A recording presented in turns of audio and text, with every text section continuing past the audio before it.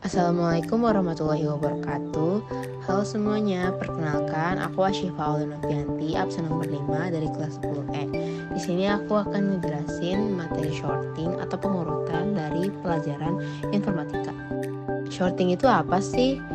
Pengurutan atau shorting adalah proses mengatur atau menyusun elemen-elemen dari sebuah himpunan data dalam suatu urutan tertentu, baik itu berdasarkan kriteria numerik, misalnya dari terkecil ke terbesar, urutan alfabet, atau berdasarkan kriteria lainnya. Tujuan utama dari pengurutan adalah mempermudah pencarian, analisis, atau manipulasi data. Shorting melibatkan apa saja sih?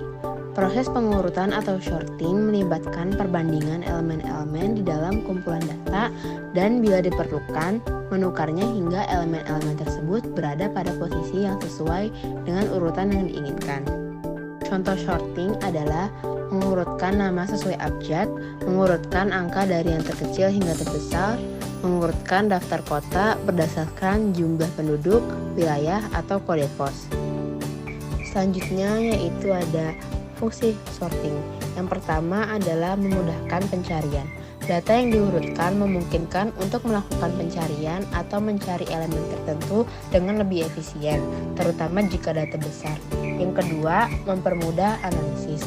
Data yang terurut memungkinkan untuk menganalisis pola atau tren dengan lebih mudah dan cepat. Yang ketiga, mengorganisir data. Pengurutan membantu mengorganisir data sehingga lebih mudah diakses dan dikelola. Selanjutnya ada manfaat sorting. Yang pertama, optimasi pencarian. Dengan data yang terurut, pencarian dapat dilakukan dengan cara yang lebih efisien, meminimalkan jumlah perbandingan yang diperlukan. Yang kedua, mengoptimalkan algoritma lain. Banyak algoritma dan operasi lain memerlukan data yang terurut sebagai prasyarat. Misalnya, algoritma pencarian biner hanya dapat digunakan pada data terurut. Yang terakhir, mempermudah presentasi data. Dalam visualisasi data, pengurutan dapat membantu dalam menyajikan informasi dengan cara yang lebih terstruktur dan dapat dimengerti. Selanjutnya yang terakhir ada metode pada shorting. Yang pertama itu ada bubble sort. Bubble sort membandingkan dan menukar pasangan elemen secara berurutan sampai data terurut.